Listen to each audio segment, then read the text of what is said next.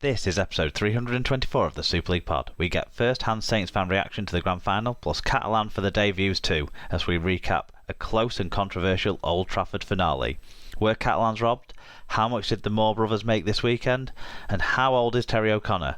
We conclusively answer one of those questions, plus loads more too, with the women's finals, the £1 million game, and all the latest news. So get strapped in, it's SLP time.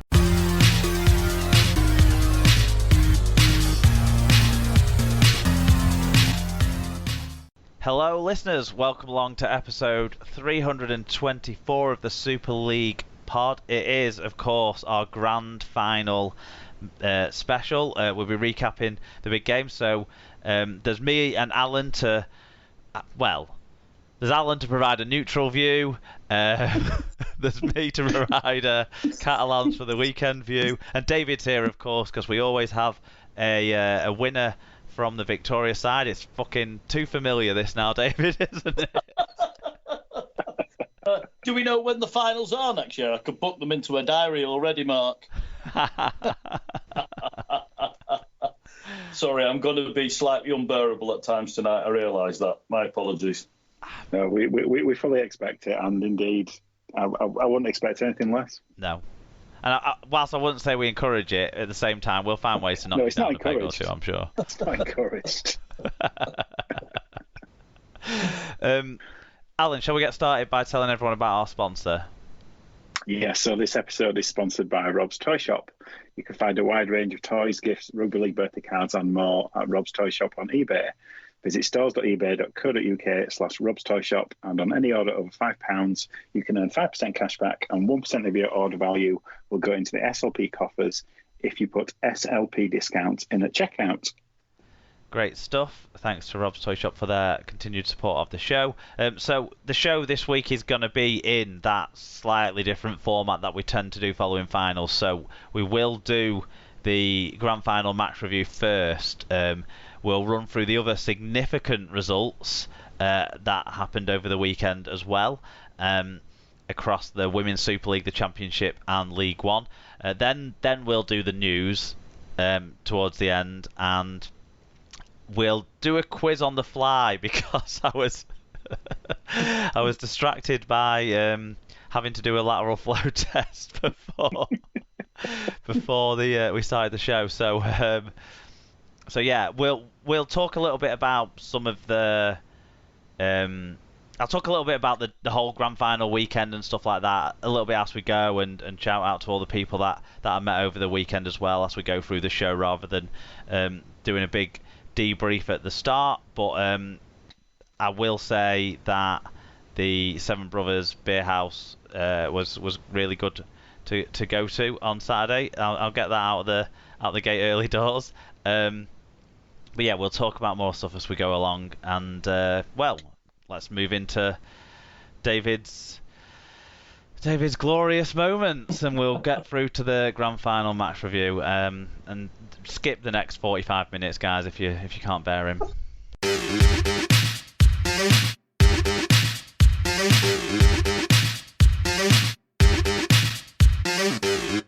Right, so the grand final was, of course, played on Saturday evening in front of 45,177 spectators in the ground, and hopefully a big TV audience at home as well. Liam Moore was the referee. The half-time score was 6-4 in favour of St Helens, and they managed to maintain that advantage, winning the game 12 points to 10 at the full-time whistle. We're not going to get bogged down about the crowd at this stage. I don't know if anyone's mentioned it in the fan reviews or anything like that, but we'll say it was 45,000 more than last year, rather than 20,000 less than the year before. Anyway, we'll move through that. I'll go through the stats. Stats do support St Helens winning the game. They made more meters, a 1.1 metre per carry average game, which is quite a handsome victory. There are 3 breaks to 1, despite making 4 more errors. Saints also, which is unusual for Saints, but they had the better team tackle success rate as well in this game. So on balance of things, Saints did, the stats did say Saints deserved to win. Of course, they scored 2 tries to 1 as well in that 12-10 scoreline. Individually, Kevin Nguama had 2 tries, 7 tackles, 147 metres and 2 clean breaks, and after in the week confirming he was going to retire after this game, he's now trying to find a club in the NRL off the back of those stats. He doesn't think he should retire. He, of course, won the Player of the Match award. Tommy Makinson, 132 metres. Alex Walmsley, 5 tackles and 126 metres, and James Roby, 43 tackles. For the losing Catalan side, Sammy Soni Lange had 131 metres, Tom Davies had a try assist and 116 metres, Ben Garcia had 48 tackles. We'll deliver the facts from the disciplinary before we talk about it.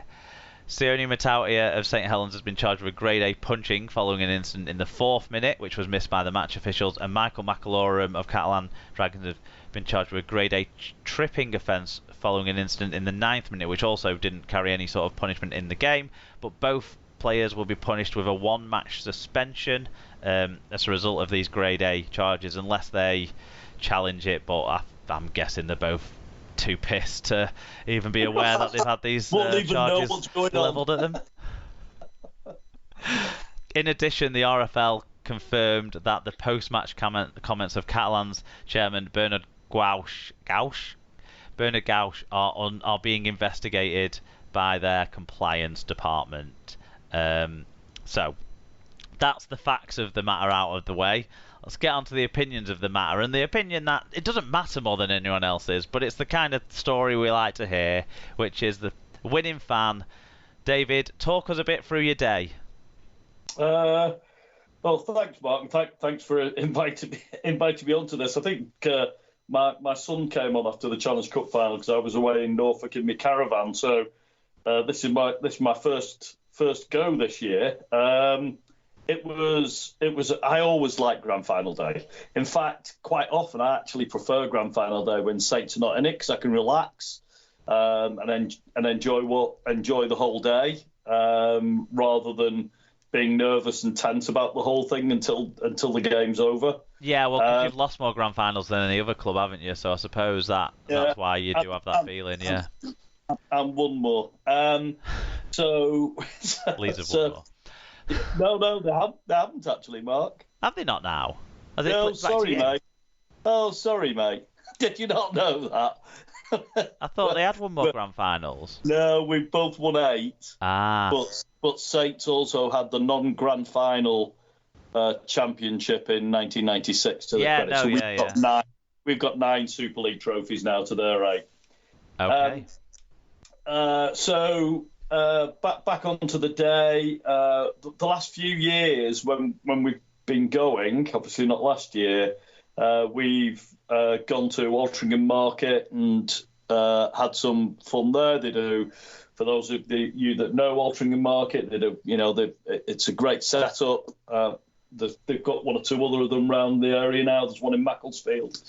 And there's one in Manchester called Mackie Mayers, and they do a similar sort of setup with lots of big picnic tables and things like that in the middle, and then really nice food stores around the outside, and everyone mingles together, and you get some great. And they've got fabulous pizza in there, so that was what I had, and they got a nice bar and a wine bar in there. So we started the festivities early, and then we get the tram up to the ground from there. And then head back there after the game because it's much quieter on the trams to Altrincham going down south than it is going into Manchester after the game. So that's our usual routine, and that's what we did this time. So we met up around lunchtime, about 1 o'clock, had some drinks and food there, and then got up to the ground about 4:30, something like that. And that was like 5 of us, and then we met my sister and her nephew outside the ground, and then walked round to the fan zone, got photos with Johnny Vegas and watched those guys on the stage a bit, and then I saw you, Mark, and Fat Boy Rob turned up, so it was nice to see you guys before the game. Then obviously went into the ground getting increasingly nervous about the whole thing because despite my 8-point prediction, I was fairly convinced it was going to be a very tight game, and so it proved. It was tighter than Mallard's rear end, and I mean, I couldn't watch towards the end when Coote had to kick the conversion to get the winning 2 points, because I was so nervous about the whole thing. But I thought it was a terrific game of rugby, very, very tight. There were obviously some moments during the game that both sides weren't happy with. There was obviously the kerfuffle at the start. There was a couple of high shots in the first half that I wasn't particularly happy with, particularly the Garcia one. There was some late shots in the second half. I don't know if Alan agrees with me, but I've referred to that as Jonny Lomax doing a Lachlan Coote impression.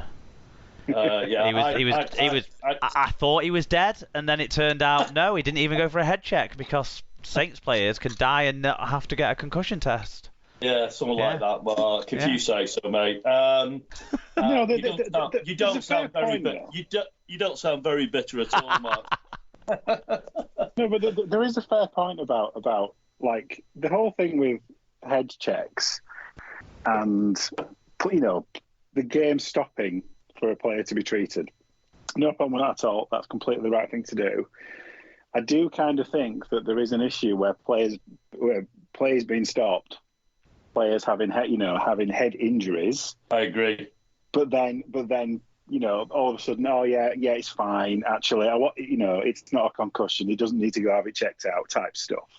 Yeah. And I kind of, it does feel like I'm not particularly picking on this case. That's no, just because for balance. Jaha also didn't go and have a proper off the field concussion test.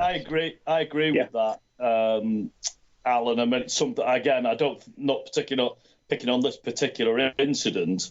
But I think it's happening too often all season. We've seen it all season. I think there needs to be some more control brought into that game. And if someone's come on to check your head, I think you should have to leave the field for a period of time afterwards. Medically it makes more sense. I think sadly teams are using it, and I don't think it was the case here. But I do think teams are using it. I've seen it several times, and I'm not saying it's not happened with Saints either, to gain a bit of an advantage, and I don't think that's right. Yeah, I think all teams are doing it. I think Saints are as guilty as everybody else. Yeah. Hull KR will be doing it next year because they've got Lachlan Coote next year, but one player aside, everyone's as guilty as everyone else. I think that's the They'll certainly be scoring some more tries next year, that's for sure. And there was obviously the sin bin in the second half, and then there was the. Let's run through some of the moments in the match. We'll leave aside the James Maloney, Sione Mitautia incident, I think, because we'll get lots of views on that. I'm guessing that'll be mentioned quite a bit in the fan views, and Alan, you'll probably have a better insight on that anyway from us, because I didn't really know exactly what had gone on in that when I was in the ground, but we certainly know that Saints kind of dominated the field position and the possession in the opening 10-15 minutes, and they took advantage of that through Kevin Nguama's try. He'd already made a couple of close to half breaks, hadn't he? And then he managed to get through and score. So I guess down in front of your own fans, you were thinking this is going to be easy. We've had all the ball and we've scored a try.